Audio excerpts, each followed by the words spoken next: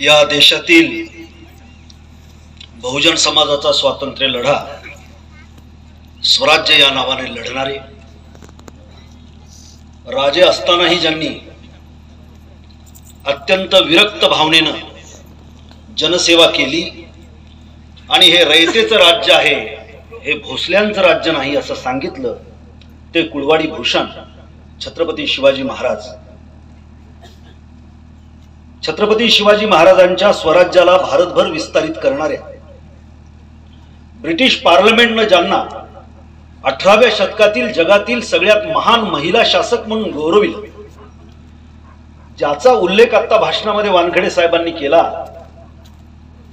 नेपाळच्या पशुपतीनाथाच्या मंदिराचा जीर्णोद्धार ज्यांनी केला, पाकिस्तानमध्ये कराची जवळ ज्यांनी शिव मंदिर बांधलं ते आजही आपल्याला बघायला मिळतं.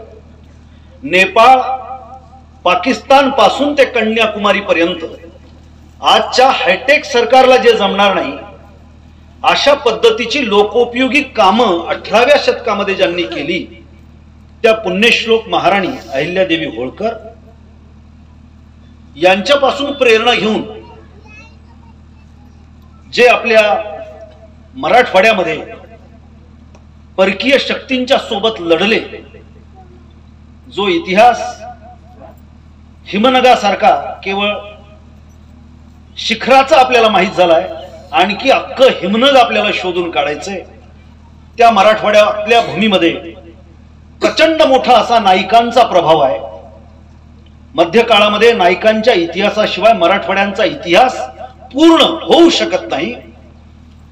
ते वीर नागोजी नाईक, राजे नवसाजी नाईक, हौसाजी नाईक आणि त्यांच्या या शौर्यभूमीला मी या ठिकाणी नतमस्तक होतो, वंदन करतो.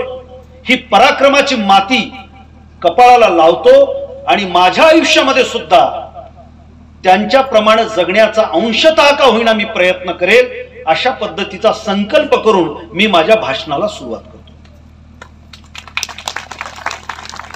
साधारणपणे 12 वर्षांपासून आपण नवसाजी नाईक या वीर बहादराचं भजन या भूमीमध्ये मांडलेलं आहे. आजचा दिवस जर विचारात घेतला तर या वेळेला 200 वर्षाच्या पूर्वी माणसाची प्रेत पडत होती. आरोळ्या किंकाळ्यांनी हा परिसर हा हादरलेला होता. घोड्याच्या टापांच्या खाली हा प्रदेश तुडवला जात होता. जवळपास 239 तोफा इंग्रजांनी आणलेल्या होत्या. त्याचा धुमधडाका या परिसरामध्ये आजच्या दिवशी चाललेला होता. ही शौर्यभूमी आहे आणि हिला नतमस्तक होण्यासाठी दरवर्षी आपण या ठिकाणी जमतो. आपण सगळे लोक भाग्यवान आहोत की आपल्या भूमीमध्ये हा रणसंग्राम घडला. तुम्हाला वाटेल की असा रणसंग्राम प्रत्येक प्रदेशामध्ये घडत असतो, परंतु या रणसंग्रामाचं वेगळं वैशिष्ट्य आहे. 224 वर्षाची निजामाची राजवट आहे. आपण सहजपणाने बोलत असतो की आम्ही हैदराबाद संस्थानमधले लोक आहोत आणि परमपूज्य स्वामी रामानंद तीर्थ यांच्या नेतृत्वाखाली 3 वेगवेगळ्या राज्याच्या लोकांनी एकत्रित येऊन या हैदराबाद संस्थानचा पाडाव केला. परंतु हैदराबाद संस्थानाची ताकद काय हे तुम्हाला माहित नाही. जगातला सगळ्यात श्रीमंत माणूस होता निजाम. त्याच्या श्रीमंतीच्या कहाण्या काय सांगाव्यात, आता वेळ तेवढा नाही आपल्याकडे महाराज. परंतु आपल्या कार्यालयामध्ये पेपर वेट म्हणून जो हिरा वापरायचा, नोटा एकत्रित करण्यासाठी ज्यानं गोडाऊन बांधलेले होते आणि दर पावसाळ्यामध्ये त्या गोडाऊन मध्ये पाणी शिरून त्या काळामध्ये लाखो नोटा खराब व्हायच्या. हिरे मानक पाचू, आपण जसं ज्वारी वाळू घालतो उन्हाळ्यात, तशा पद्धतीनं आपल्या राजवाड्याच्या गच्चीवरती हिरे मानक पाचू तो वाळू घालायचा. स्वतःची रेल्वे व्यवस्था होती, स्वतःची पोस्ट व्यवस्था होती, स्वतःचं विद्यापीठ होतं आणि त्या काळामध्ये आपल्या इथं उस्मानशाही मिल होती, ज्या उस्मानशाही मिलची जमीन वानखेडे साहेब आजही 550 एकर आहे. कुठं आहे काय नाही आता बघू आपण, तो राजकारणाचा भाग होईल. मी बोलू लागलो आणि राजकारणाचे जोडे तिथं काढून आम्ही इथं आलो. आता इलेक्शनचं पडघम वाजलेत. वानखेडे साहेब आणि आमचे अशोकराव नाईक यांनी तर आता बऱ्यापैकी या ठिकाणी आपल्या अंगामध्ये सुरसुरी भरलेली आहे, परंतु मी जरा वेगळं भाषण करणार आहे आणि माझ्यावरती जबाबदारी आहे. जगातला सगळ्यात श्रीमंत जो म्हणायचा की माझ्याकडे 35 लाख रजाकार आहेत, अहो आम्हाला काय तुम्ही भारतामध्ये घेता? या भारतावरच आमचा आसफशाही ध्वज फडके. अरे काय भाषण दिल्लीच्या लाल किल्ल्यावरती आमचा आसफशाही ध्वज फडकेल आणि इथला हिंदू आम्ही बेचिराग करून टाकू जर आम्हाला कोणी डवचलं तर. 35 लाख रजाकाराची धमकी तो देत होता.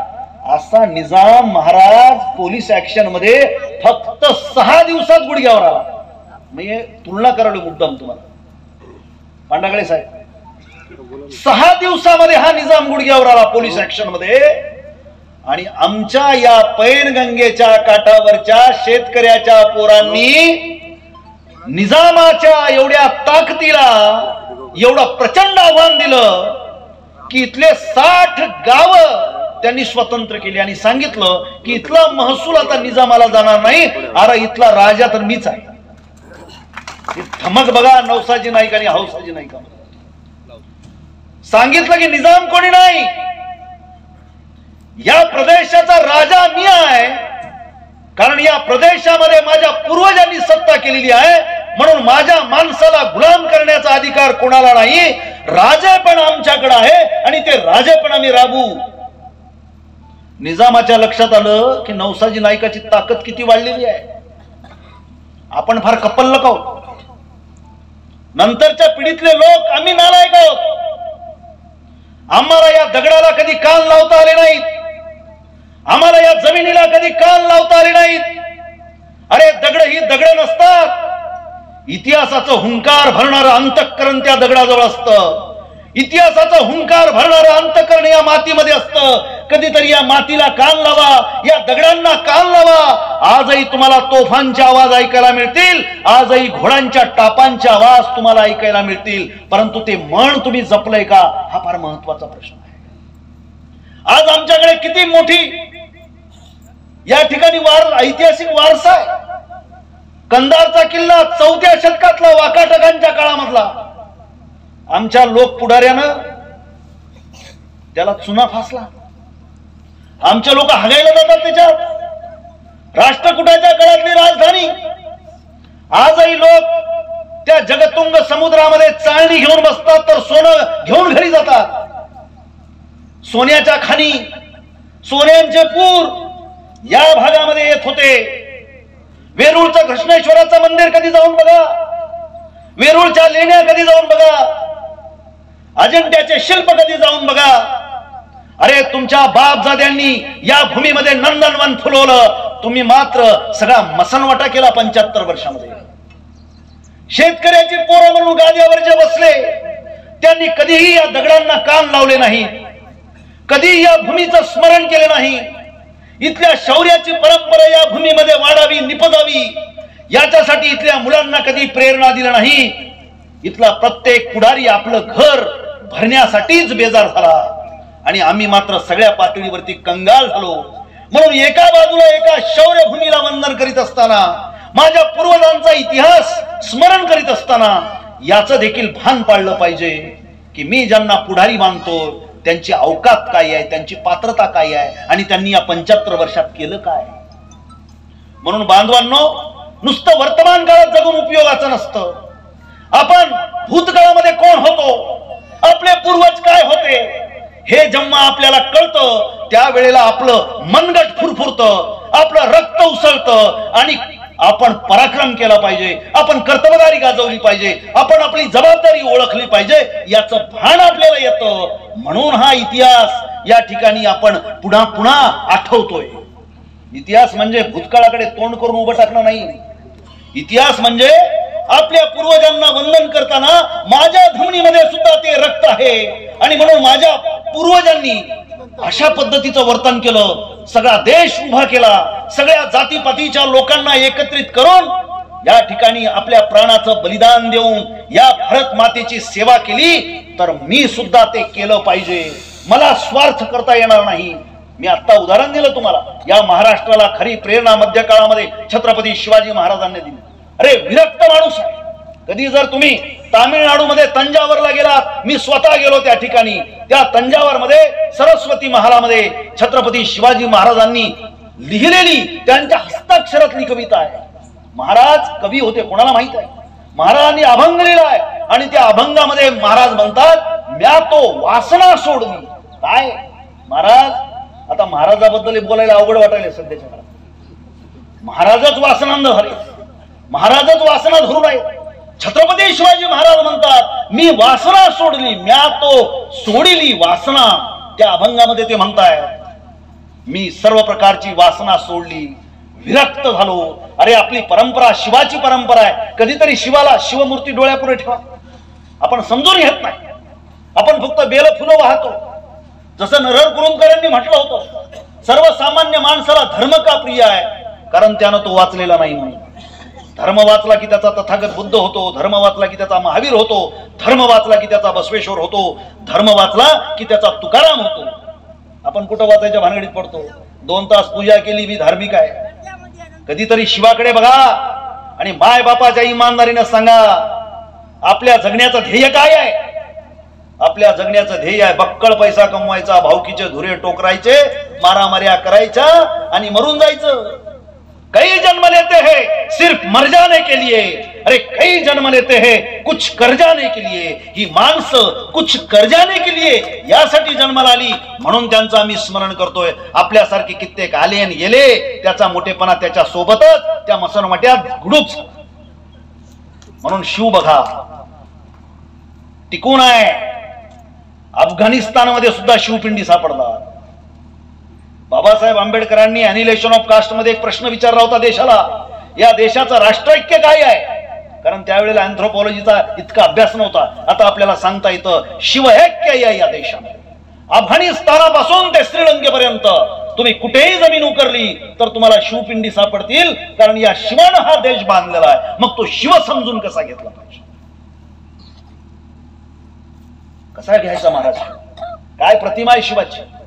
अहो अंगाला राख फासलेली आहे, वल्कल गुंडाळलेली आहे, गळ्यामध्ये सर्प आहे आणि गंगा जटेतून वाहते आहे. शिव तुम्हाला जगण्याची संकल्पना शिकवतो, विरक्ती शिकवतो. कारण विरक्तीशिवाय संस्कृती जन्माला येत नाही. हपापलेलं मन जिथं असेल तिथं संस्कृतीचा विचार कधीच नसतो. मला मला मला म्हणणारी माणसं विकृत असतात. या निमित्तानं आपल्याला जगणं शिकायचंय. नुसतं हौसाजी नाव नाईक की जय, नवसाजी नाईक की जय, जय तर जय बाबा, चला एक दिवस वर्षातून जय जय. आपण जगणं काय, जगणं शिकायचं आपल्याला. नारे द्यायचं नाही. नारे देणारे बऱ्याच प्रमाणात येड नारेच राहतात. येड नारे व्हायचं नाही आपल्याला. आपल्याला जगणं समजून घ्यायचंय. म्हणून बैठक शिवाची आहे. शिवानं आपल्याला विरक्ती शिकवलेली आहे. दुसऱ्यांसाठी झटा, दुसऱ्यांसाठी काम करा, म्हणून त्यांना राख फासलेली आहे. म्हणून बसवांना कपाळाला विभूती ओढतात. कशासाठी विभूती ओढतात. आपण म्हणतो विभूती ओढली, हा लिंगायत समाजाचा माणूस आहे. अरे आपल्या इथं सगळेच एक काळ लिंगायत होते, एक काळ जैन होते. आपल्याला आपल्या परंपरा माहित नाही. हिंदू त्याला धर्मनिरपेक्षता सांगायची गरज नाही, त्याच्या रक्तातच धर्मनिरपेक्षता आहे. त्याच्या एवढं समन्वय जगाच्या पाठीवर कुणालाही जमत नाही. म्हणून हिंदूला कितीही तुम्ही गरम करण्याचा प्रयत्न करा, हिंदू गरम होत नाही. कारण त्याच्या रक्तात समन्वय आहे. सगळ्या संस्कृतीचा मिलाप त्याच्या परंपरेमध्ये आहे. म्हणून शिव गळ्यामध्ये त्याच्या साप आहे, आव्हान आहे. जगण्यामध्ये तुमच्या आव्हान आहे. तरी तुम्हाला डोकं शांत ठेवायचंय, पचवायचंय. अशोक नाईक तर आता मी म्हणलो कुठं आता नाईक हे तलवार काढतात. नाईक साहेब जवळचीच माणसं त्रास देतात, दूरची देत नसतात. आपण कुठल्याही जातीला विचारा, काय कसं आहे बापू, लई जातीचे बेरकीव आमच्या मध्ये, कोणत्याही जातीला विचार, कोणत्याही भावकीला विचारतो मग कसं काय, नाही भावकीची आमची लई बेकार, एक म्हणत नाही महाराष्ट्रातला माणूस कोणी आमची भावकी लई चांगली आहे. हे पचवावं लागतं, म्हणून त्याचा कंठ निळा आहे, म्हणून डोकं थंड ठेवायचं, म्हणून धारा आहे अखंड वाहणारी, जीवनदान देणारी अशी ती धारा, ही तत्वज्ञानाची धारा आहे. असा शिव हा आपला मध्यवर्ती आहे. म्हणून अहिल्यादेवी होळकर छत्रपती शिवाजी महाराजांचा वारसा चालवतायत.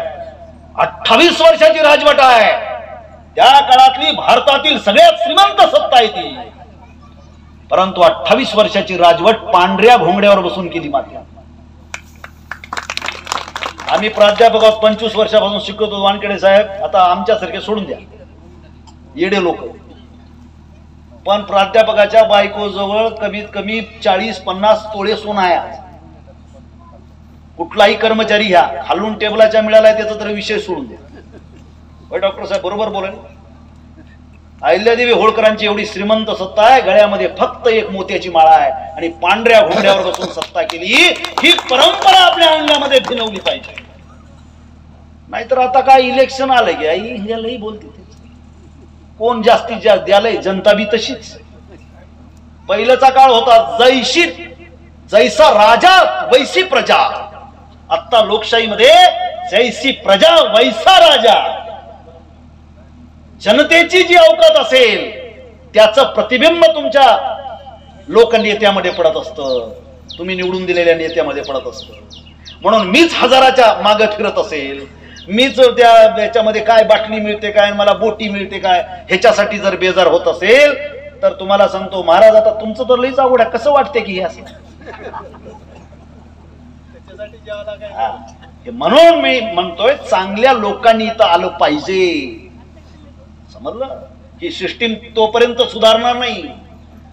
म्हणून माझी इथं पत्रकार मंडळी विनंती आहे, मी राजकीय खरंच बोलत आहे, परंतु मला आपल्या परंपरा समजून घेत असताना त्याचे परिणाम जर आपल्या जीवन व्यवहारावर होणार नसतील तर हे स्मरण करून काही उपयोगाचं नाही, असं माझं मत आहे.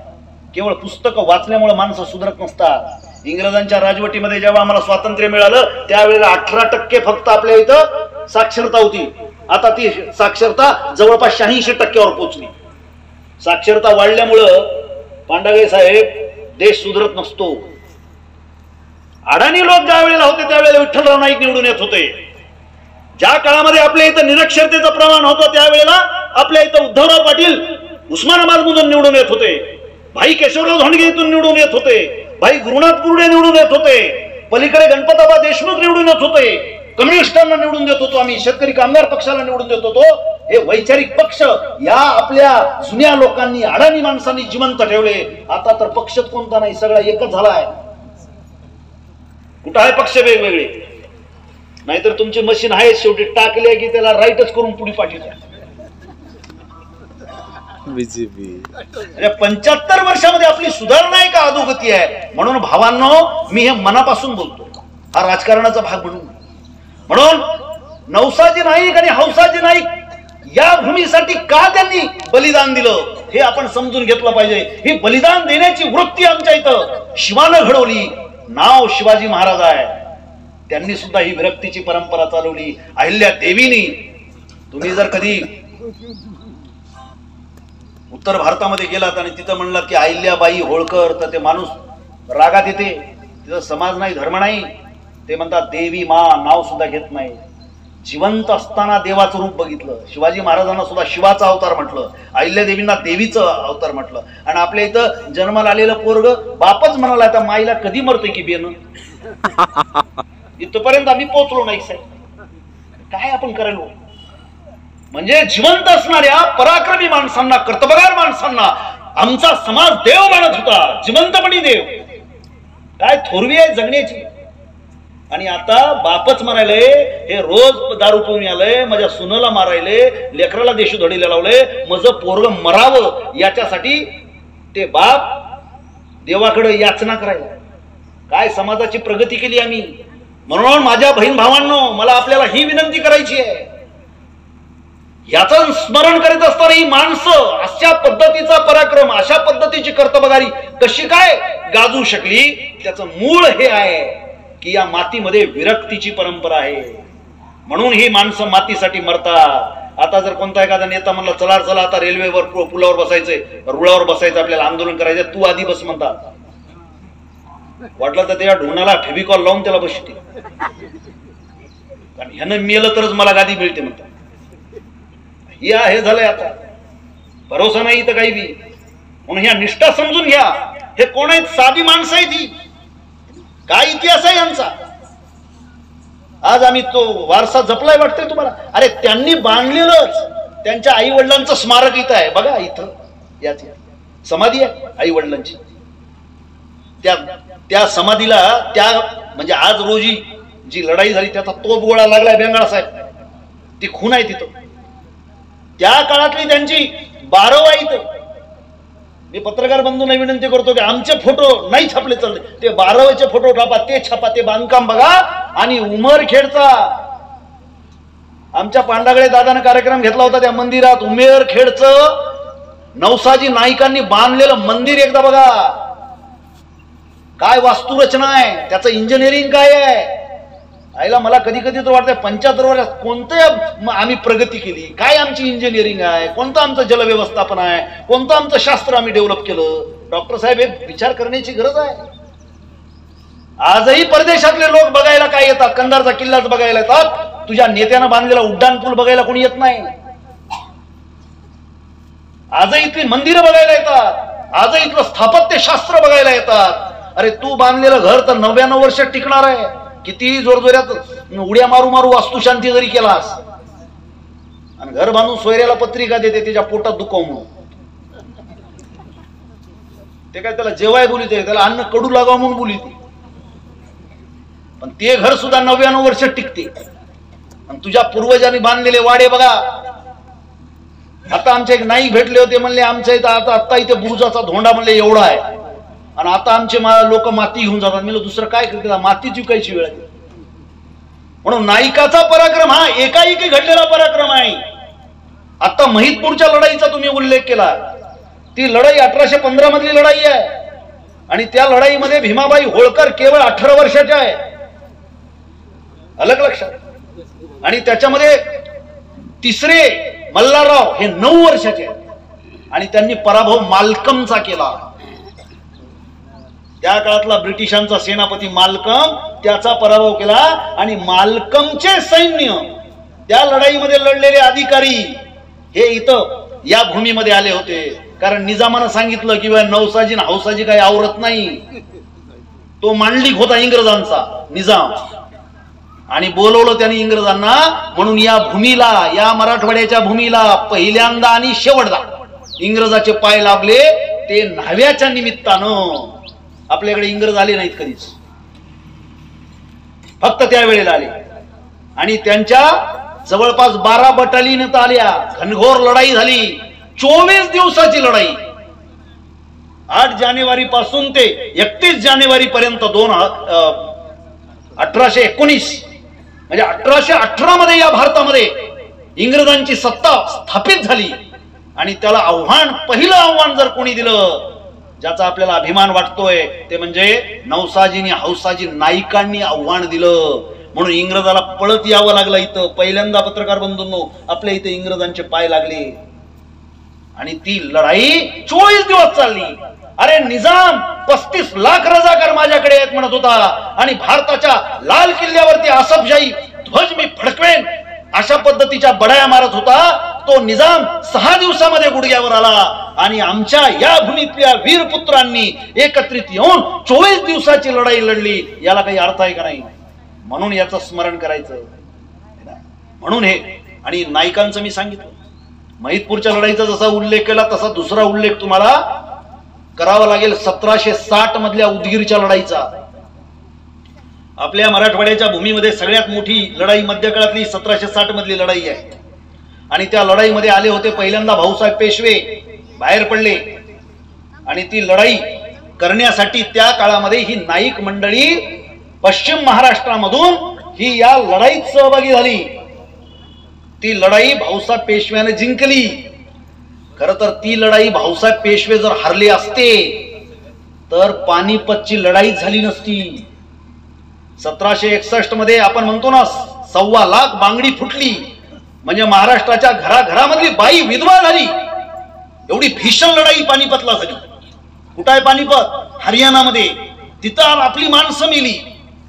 भाऊसाहेब पेशव्याला मल्हारराव होळकर, धारचे उदाजी पवार, आपले ग्वाल्हेरचे शिंदे सांगत होते, भाऊसाहेब तुम्ही येऊ नका, अब्दालीनं करार केलाय, अब्दाली वाटेल ती रक्कम आपल्या म्हणण्याप्रमाणे द्यायला तयार आहे, ते पत्र आपल्याकडे आहे, तुम्ही नर्मदा ओलांडू नका. परंतु उदगीरच्या लढाईमुळं भाऊसाहेब पेशव्याला एक कॉन्फिडन्स आला होता की त्याला वाटलं घ्या आता आपण सगळ्या भारतभर पराक्रम गाजू. हे सगळे मंडळी सांगत होती नर्मदा ओलांडू नका. भाऊसाहेब पेशवे ऐकला नाही, नर्मदा ओलांडली आणि पानिपतवर महाराष्ट्राची राख रांगोळी झाली. असं असतं इतिहास. इतिहास समजून घ्यावा लागतो. तो नुसत्या पराक्रमाचा नसतो, तर तो इतिहास समन्वयाचा इतिहास असतो, तो बुद्धीचा इतिहास असतो. ते पण आपण जरा समजून घेण्याची गरज आहे. म्हणून त्या भाऊसाहेब पेशव्यांनी करार केला. तो करार देखील उदगीरच्या नाईकाच्या वाड्यात झाला आणि त्यावेळेला तो नकाशा तयार झाला. तो मराठवाड्याचा पहिला नकाशा 1760 मध्ये उदगीरच्या नाईकाच्या वाड्यात तयार झाला. आणि तिकडची ही सगळी मंडळी, त्यातल्या त्या धनगर हटकर समाजामधली ही मंडळी, ही त्या लढाईमध्ये इकडे आली आणि इकडच्या वहिवाटी त्यांना मिळाल्या. त्यामुळे या गावामध्ये नवसाजी हौसाजी नाईकाच्या आधीच इथं गडी होती. त्या गडीला किल्ल्याचं रूप देण्याचं काम या गावचे नाईक म्हणून किंवा बावणगावची त्यांना रियासत मिळाली होती, जहागिरी मिळाली होती, त्यांनी त्याला किल्ल्याचं रूप दिलं. कारण ही माणसं हुशार होती, बुद्धीनं प्रगल्भ होती. पुढे काय होणार आहे माहित होतं, कारण एका बाजूला महिदपूरची लढाई झालेली होती. आपल्याला इंग्रजाच्या विरोधामध्ये लढावं लागेल, कारण तुळसाबाई होळकरांचा खून झाला होता, जी यशवंतराव होळकरांची पत्नी होती, तिचा खून झाला होता आणि मुलगी लढाई चालवत होती. हे जरा समजून घ्या, ही आपली परंपरा पराक्रमाची. म्हणून आपल्याला इंग्रजांच्या विरोधामध्ये लढावं लागणार आहे आणि त्याचा मांडलिक असणाऱ्या निजामाच्या विरोधामध्ये पहिल्यांदा आपल्याला लढाई करावी लागणार आहे, याची जाणीव हौसाजी नवसाजी नाईकांना होती.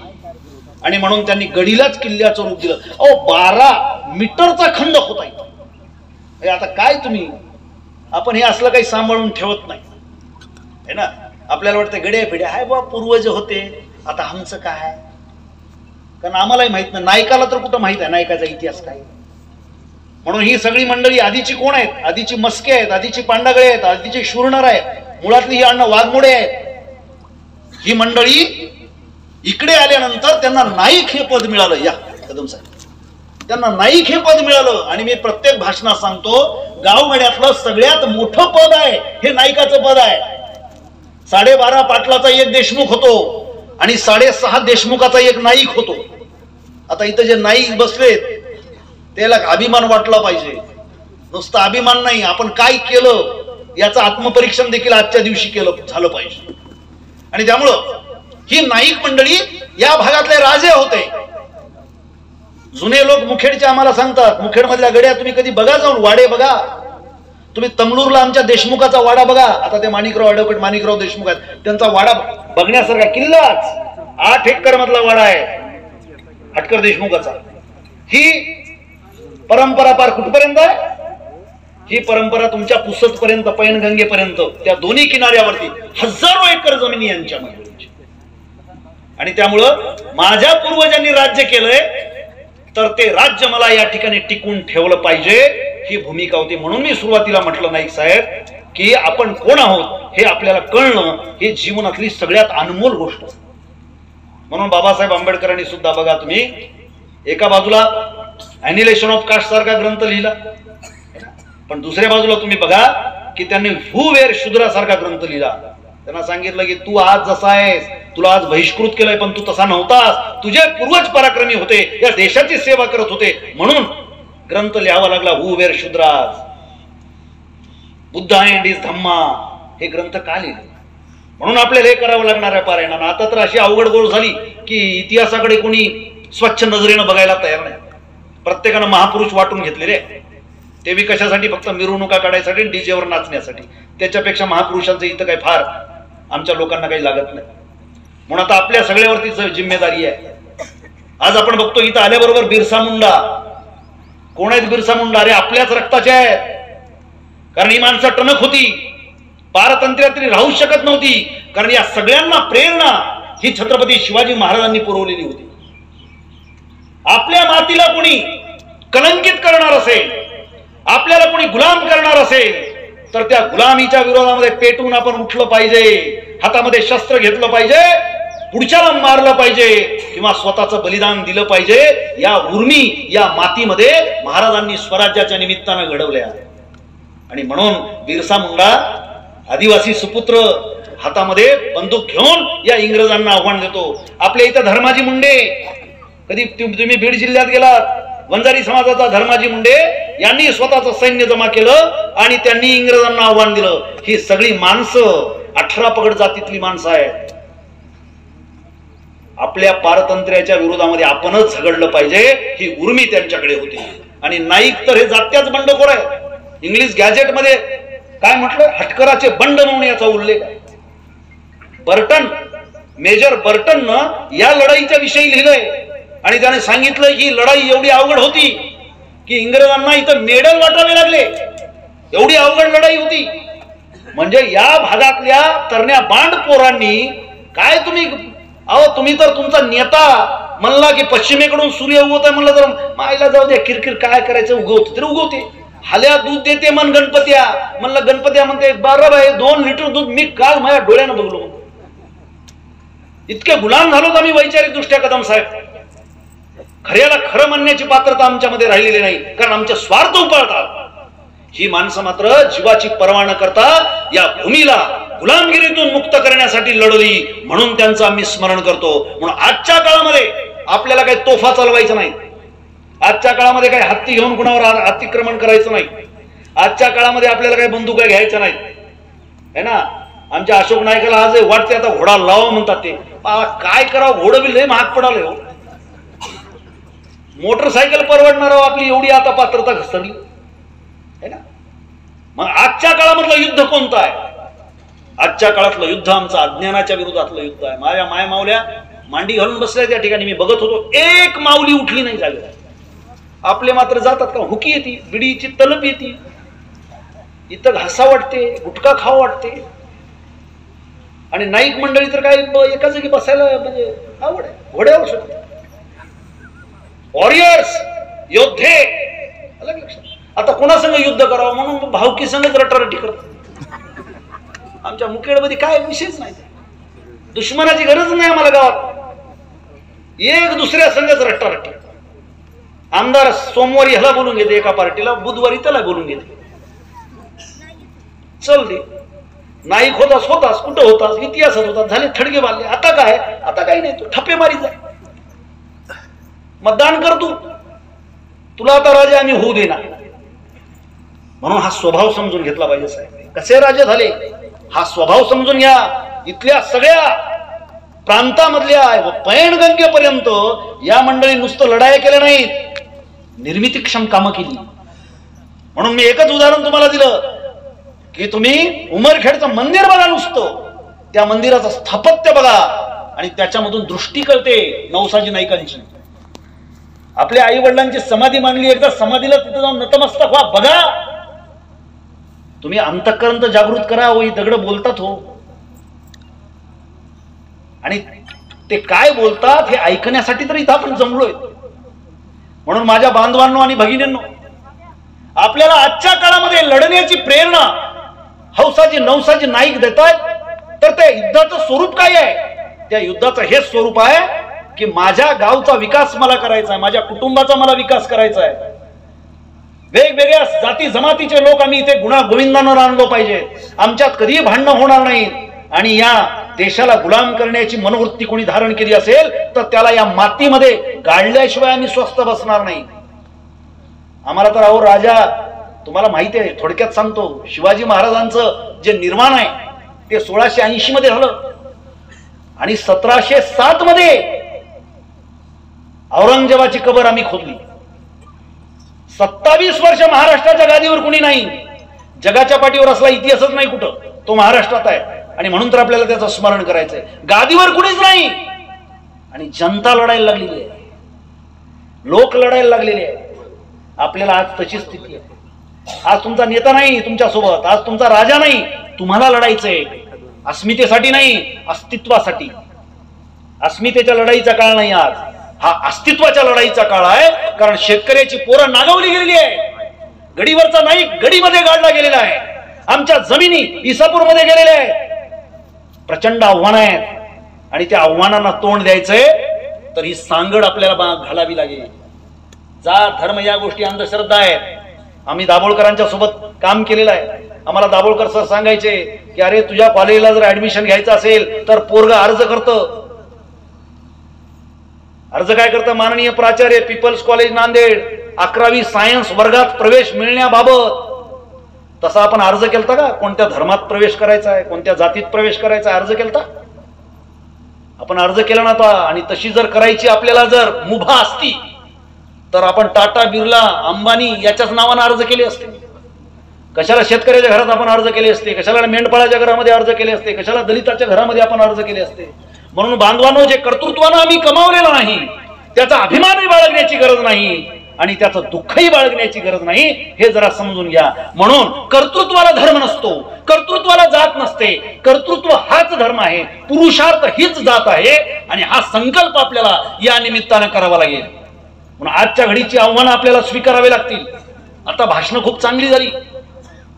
आमच्या गावचा विकास झाला पाहिजे, आमच्या इथं शाळा झाली पाहिजे,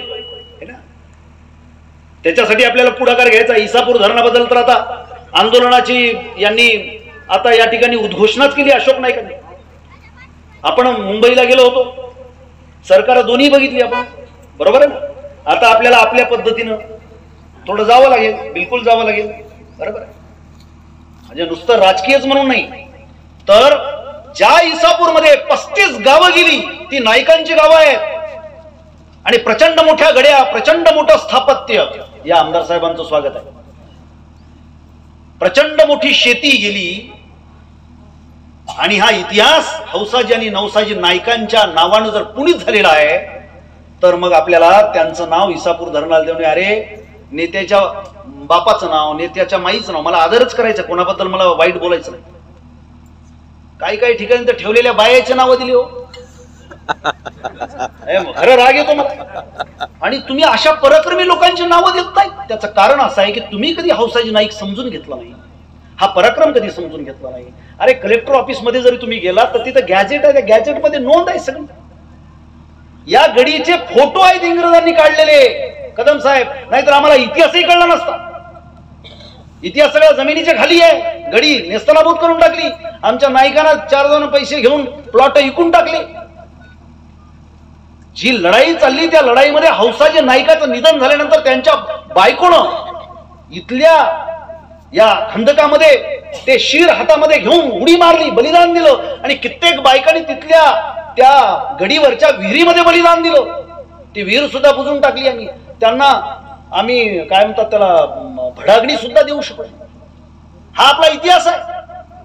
शेकडो बायका त्या विहिरीमध्ये गेल्या. म्हणजे हे जे बलिदान आहे ते बलिदान नुसतं स्मरणात ठेवून उपयोगाचं नाही. ही पुरुषार्थानं भारलेली, बलिदानानं भारलेली जर माती आहे, ती माती कपाळाला लावल्यानंतर मला सुद्धा माझ्या समाजासाठी, मला सुद्धा माझ्या राष्ट्रासाठी बलिदान करण्याची उर्मी या निमित्तानं मिळाली पाहिजे. यासाठी हा कार्यक्रम आहे. आणि मला असं वाटतं की प्रत्येक कार्यक्रमाला मी बघतोय गर्दी वाढत आहे. डॉक्टर निळे साहेब, आमचे विठ्ठलराव मस्के, आमचे फुलारी, इथली जी मंडळी, आता सगळ्याचे नावं हे घेत बसणार नाही, वेळ जाईल त्याच्यामध्ये. आणि इथले डवरे साहेब, सरपंच, आमचे पत्रकार, आमची इथली जी मंडळी आहे, या सगळ्यांनी प्रचंड मेहनत प्रत्येक कार्यक्रमासाठी घेतली. पहिल्या कार्यक्रमाचा तर मीच संयोजक होतो, पण यानंतर आम्ही फक्त इथं येऊन स्टेजवर बसायला लागलो, भाषण करायला लागलो. गावकऱ्यांनी हा कार्यक्रम आपला आहे असं मानलंय, त्याबद्दल मी गावकऱ्यांना देखील वंदन करतो. कारण खऱ्या अर्थानं या मातीची प्रेरणा त्यांच्या अंतःकरणामध्ये गेली असा त्याचा अर्थ आहे. नाहीतर बऱ्याच गावामध्ये असं असतं काय की बा व्हायला तिकडं, आम्ही काय, आमचं काय काम आहे, जात नाहीत लोक. बरोबर आहे, ते हटकरायचं आहे का बा इतिहास म्हणायचं, आम्हाला काय घेणं देणं, हे असं नाही म्हणत. सगळ्या समाजाचे लोक एकत्रित येतात. हे या गावचं मोठेपण आहे आणि यांचं मोठेपण अबाधित राहावं याच्यासाठी आपण बाहेरच्या मंडळींनी पाहुणी मंडळींनी टाळ्या वाजून यांचा मनोबल वाढवा. या माय मावल्यानंतर मी वंदन करतो. मागच्या 2-2.5 तासापासून मांड्या घालून बसलेले हे आलंय कुठेतरी रक्तामध्ये, कुठेतरी या उगवणाऱ्या पिकामधून यांच्या पोटात गेलंय आणि हे रक्तामध्ये आलेलं आहे असं मला वाटतं. बांधवांनो, दरवर्षी आपण हा कार्यक्रम घेऊ. सरकारकडे आपण मागणी करू, आपण भांडण करू, हे तर करतच राहू, परंतु हे स्मरण मात्र आम्ही कधीच सोडणार नाही. आम्ही येऊ, आम्हाला भाषण नाही करायला मिळालं मी पुढे बसू, वाद नाही. कारण इथे मोठेपणासाठी हे नाही, मोठेपणा या मंडळींचा करायचा, या पूर्वजांचा करायचा आहे. यांच्यासाठी आपल्याला शब्द खर्च करायचे आहेत. माझ्या स्वतःच्या व्यक्तिगत फायद्यासाठी, स्वार्थासाठी, मोठेपणासाठी मी इथं येत नाही. की पुण्यभूमी याला मनाई करते आणि असं पोटामध्ये काहीतरी पाप घेऊन ज्यांना आला त्याची वाट लागते. ती पुण्यभूमी आहे, शौर्यभूमी आहे. म्हणून बांधवांनो, आपण इथून शौर्य घेऊन बाहेर पडू आणि या लोकशाहीला अधिक मजबूत करू. आता लोकशाही राहते का टिकते याच्यावर सध्या सगळीकडे वाद विवाद चालू आहे. पक्ष कोणताही असू द्या, त्यानंतर पहिल्यांदा लोकशाही तर टिकली पाहिजे. जिल्हा परिषद पंचायत समितीची इलेक्शन नाही, किती दिवस झाले, आलं लक्षात? काय म्हणजे MPSCच्या परीक्षा होईना आल्या, पोरं फासावर चालले. परवाला आमच्या कॉलेजमधल्या एका प्राध्यापकाचा मुलगा आहे, तरुण पोरं चालले. पाटील, काय कसला देश घडवायलो आपण, कसला समाज घडवायलो हा प्रश्न पडतो. आणि अशा वेळी हा इतिहास आपल्या उपयोगाला येतो. मी पुन्हा एकदा या सगळ्या वीर बहादुरांना वंदन करतो. राजे नवसाजी नाईक, राजे हौसाजी नाईक आणि त्याचबरोबर पुढच्या वर्षी मी लोह्याला पण बोललोय. लोह्यामध्ये वीर नागोजी नाईक, गंधारमध्ये त्यांची समाधी आहे. अहो, त्या समाधीचे दगड नीट करणं होईना. काय आपण बोलायलो, गप्पा करायला? त्या समाधी ढासळली, त्याच्यात दगड नीट करणं होईना. त्या वीर नागोजी नाईकाला कंधारच्या किल्ल्याहून निजामानं तोफेच्या तोंडाला दिलं. पाठीकडून बांधू लागले तर वीर नागोजी नाईक म्हणाले, अरे पाटेकडून काय बांधता, ही मर्दाची अवलाद आहे, छातीकडून बांधा. ते आम्हाला कसं कळलं माहितीये काय? त्या काळातले बाया जातीवर ओव्यामध्ये गेले की नाही, त्या ओव्या सापडल्या आणि त्या ओव्यामध्ये त्याचा उल्लेख आहे वीर नागोजी नाईकांनी. म्हणजे आमच्या इतिहासकारांनी यांना जरी पुस्तकामध्ये स्थान दिलं नाही, परंतु लोकांच्या हृदयावर हे आसन असतंय. लोकसाहित्यामध्ये हे आलं आणि वीर नागोजी नाईकाचं स्मरण करण्यासाठी तिथल्या मंडळींनी 350 वर्षाची आमची माळेगावची परंपरा आहे. त्या माळेगावची जत्रा वीर नागोजी नाईकांच्या पालखीपासून सुरू होते. आमच्या इथं अनेक लोकांना ते माहित नाही. वीर नागोजी नाईक बेरळी ते रिसनगाव, बघा अंतर किती आहे. त्या पट्ट्यातली जवळपास 7-8 हजार एकर जमीन त्या नाईकाची. हे नाईक काय साधी माणसं होती काय? तुम्हाला आज उगा हे नाईक दिसायलेच बा साधे म्हणून, ही माणसं साधी नव्हती. ही पटकून हे ना मधल्या काळामध्ये गड्यावरून खाली उड्या मारल्या असते ना आणि या लोकशाही व्यवस्थेत सहभागी झाले असते. राग म्हणू नका अशोक. तर तुम्हाला सांगतो, ही नाईक खरोखरच दुर्लक्षित राहिली नसती. आम्ही या लोकशाहीमध्ये आमच्या गड्यात सोडल्या नाही, खाली आलोच नाही, म्हणून ही आमची अवस्था झाली. आम्ही शिक्षणाकडे दुर्लक्ष केलं, व्यापाराकडे दुर्लक्ष केलं, आधुनिक शेतीकडे दुर्लक्ष केलं, राजकारणाकडे दुर्लक्ष केलं, वेगवेगळ्या संस्थात्मक सहकारामध्ये जी कामं करावी लागतात त्याच्याकडे आम्ही दुर्लक्ष केलं आणि त्याच्यामुळे आज आमची ही विपन्न अवस्था, ही वाईट अवस्था आहे. आणि जवळपास सगळ्याच शेतकरी समाजाची अशी खंगलेली अवस्था झालेली आहे. मला असं वाटतं की या निमित्तानं नवसाजी नाईक, हौसाजी नाईक आम्हाला प्रेरणा देतील. आजच्या लोकशाही व्यवस्थेमध्ये आम्ही काय जगावं, आजची गुलामगिरी कोणती आहे, आजची लढाईचं स्वरूप कोणतं आहे, हे आम्हाला या निमित्तानं कळावं. याच्यासाठी आपला हा कार्यक्रम आहे. आपण इतका उशीर होऊन सुद्धा अतिशय शांत चित्तानं या कार्यक्रमाला उपस्थिती लावून सगळ्याच मान्यवर वक्त्यांची भाषणं या ठिकाणी आपण ऐकली, त्याबद्दल मी आपल्या सर्वांचा ऋण व्यक्त करतो. आणि आज जे आले त्यांनी पुढच्या वेळेला येताना कमीत कमी 2-2 माणसं सोबत घेऊन येण्याचा संकल्प, बाकी राहू द्या मोठमोठे संकल्प काय करायचं, एवढा जरी आपण करू तर मग ही विठ्ठल मस्के सारखी, आमचे निळे साहेबासारखी या भागातली जी माणसं झटत आहेत ती माणसं त्यांना बळ मिळेल. आणि मला असं वाटतं की सगळ्याच समाजातले, सगळ्याच वेगवेगळ्या स्तरातले लोक या कार्यक्रमाला आले पाहिजे, याची काळजी संयोजक मंडळींनी घेतली पाहिजे. पुन्हा एकदा आपल्या सर्वांचे ऋण व्यक्त करतो. या वीर पराक्रमी आमच्या पूर्वजांना मी नतमस्तक होतो आणि या ठिकाणी थांबतो. धन्यवाद. जय हिंद, जय महाराष्ट्र.